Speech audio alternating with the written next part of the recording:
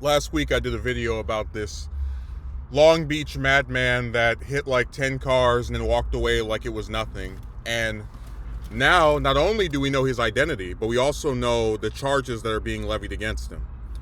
On Thursday, the LA County District Attorney's Office announced that Adam James Bowen, 40, has been charged with 1 count of attempted murder and carjacking, 4 counts of assault with a deadly weapon, 2 counts of hit and run resulting in serious injury, and 1 count each of fleeing and pursuing police officer's vehicle, resisting arrest, and grand theft of an automobile. DA Nathan Hochman said Bowen first carjacked a tow truck operator and then attempted to run him down with his own vehicle. The victim suffered major injuries. Hochman, however you say his name. Hours later, Bowen allegedly stole a white flatbed truck. The pursuit began near the University of Southern California, and the suspect sped through several communities, colliding with innocent drivers in his attempt to get away. In Long Beach, Sky 5's footage showed the driver sideswiping several cars and then running a red light at the intersection of East 7th Street and Termino Avenue, where the truck slammed into 2 other vehicles and then rolled into a parking lot. The suspect then stumbled out of the vehicle and casually walked down the street. Yeah, we saw that. Hochman says this was an extremely reckless and brazen act that endangered the lives of other drivers and pedestrians and could have resulted in a far more tragic outcome. The level of callous disregard for public safety is unacceptable, and we will vigorously pursue justice for all of the victims in this case.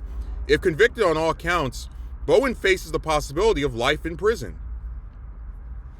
Now, I'm normally not someone that pushes for people to get these extremely long sentences that they can't get out of, but this is one instance where I'm going to make an exception, because what this buffoon did was so dangerous, so reckless, so crazy. Like I said, I don't even cover local news stories that often, but watching that live and just seeing how for 20-something minutes this officer gets behind him, then he pulls into this lane you're not supposed to be driving in, then he hits this car on the side, hits this car in the back, hits this car in the front. I mean, it was I wouldn't even call it a sideshow. It was something you would not see in a civilized society.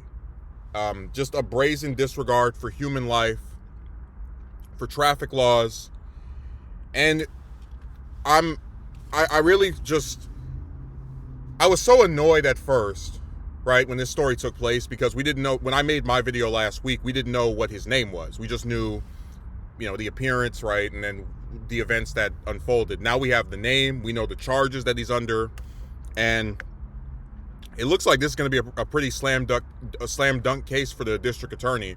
Although I will also say, the only revelation to come out of this is I didn't know he tried to run somebody over.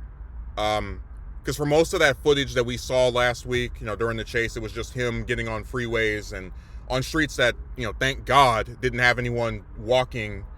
But that is one thing to come out of this, that apparently during their investigation they discovered, or maybe it was even in that footage, that he tried to run over some other person and they sustained major injuries. So yeah, this is one instance where I hope we can see a very lengthy sentence given out to him. Just a crazy story, but I'm glad we know his name now. Bowen. God, it's, if in the few times in the future, if I cover local stuff, I'll always try to make sure it's something I either think is crazy or really worth talking about. And I was getting kind of annoyed at how long it was taking them to reveal his name, because I was like, why are they protecting him? Why are they shielding this guy that could have killed 10 plus people in 20 minutes? But hey, I'm glad we know, better late than never is what I always say.